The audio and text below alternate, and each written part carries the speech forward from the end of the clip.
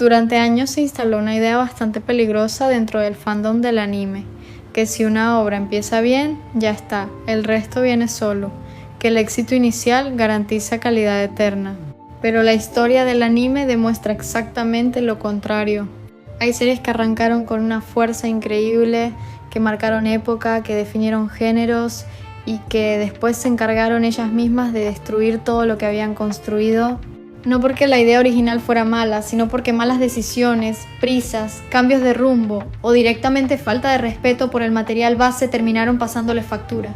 Hoy vamos a hablar de animes que eran realmente buenos, que tenían potencial de clásico, pero que en algún punto la cagaron, y no de forma sutil, sino de esas caídas que todavía duelen cuando se las recuerda.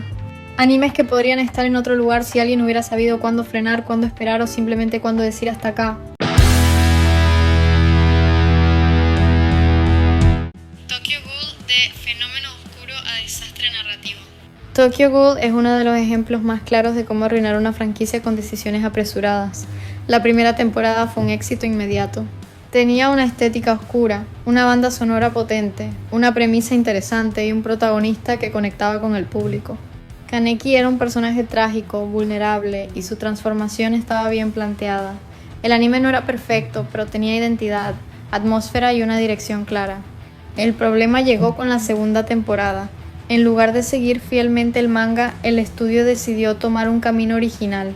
Una decisión que en teoría podría haber funcionado, pero que en la práctica fue un desastre.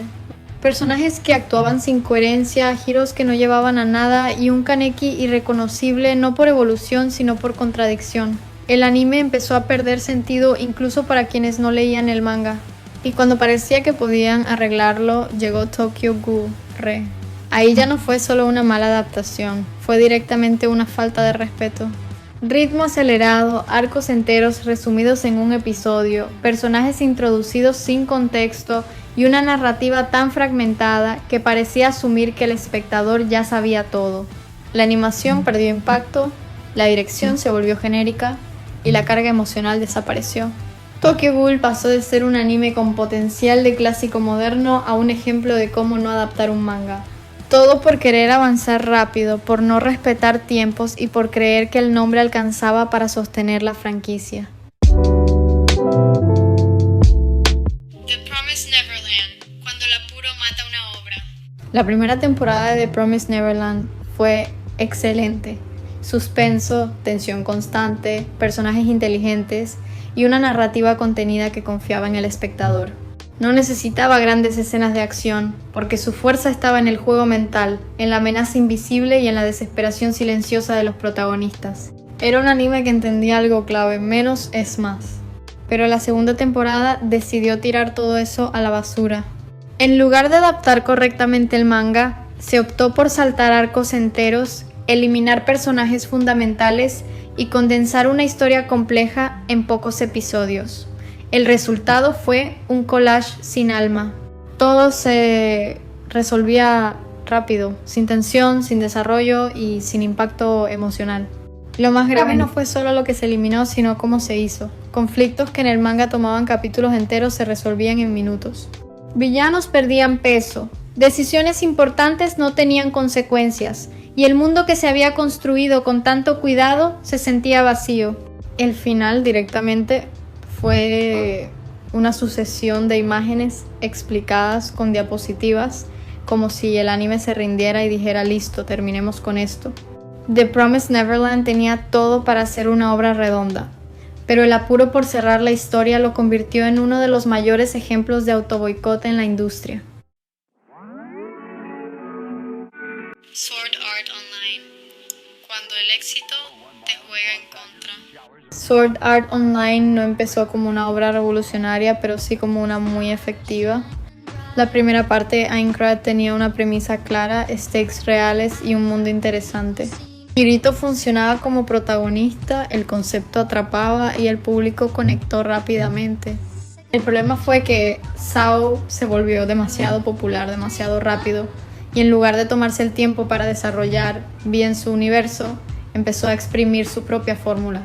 Arcos irregulares, decisiones narrativas cuestionables, villanos olvidables y un tono que no sabía si quería ser oscuro, romántico o simplemente fanservice. Cada nuevo arco parecía perder un poco más de identidad. Alfheim decepcionó, Gone Girl tuvo ideas interesantes pero una ejecución irregular, y aunque Alicization intentó recuperar seriedad, el daño ya estaba hecho. Sword Art Online pasó de ser una historia sobre supervivencia y consecuencias a una saga que repetía patrones sin riesgo real. No es que Sao se volviera completamente malo, sino que nunca volvió a ser tan bueno como prometía.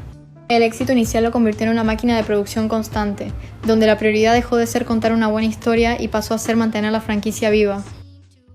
Attack on Titan, un final que dividió todo. Attack on Titan es probablemente el caso más doloroso de esta lista. Durante años fue considerado uno de los mejores animes de la historia moderna. Narrativa compleja, evolución de personajes, giros impactantes y una construcción de mundo impresionante. Cada temporada elevaba la apuesta. Pero el final lo cambió todo. No porque fuera objetivamente malo para todos, sino porque rompió con lo que muchos habían entendido como el corazón de la obra. Decisiones apresuradas, resoluciones que dejaron más preguntas que respuestas, y un cierre que para muchos no estuvo a la altura de todo lo construido antes. Sumado a eso, la transición de estudio, los problemas de producción y la fragmentación en múltiples partes afectaron el impacto emocional. Al final llegó cansado, diluido y con una carga de expectativas imposible de cumplir. Attack on Titan no dejó de ser una gran obra, pero su conclusión demostró algo importante. No importa qué tan alto llegues, si el aterrizaje falla, la caída se siente más fuerte.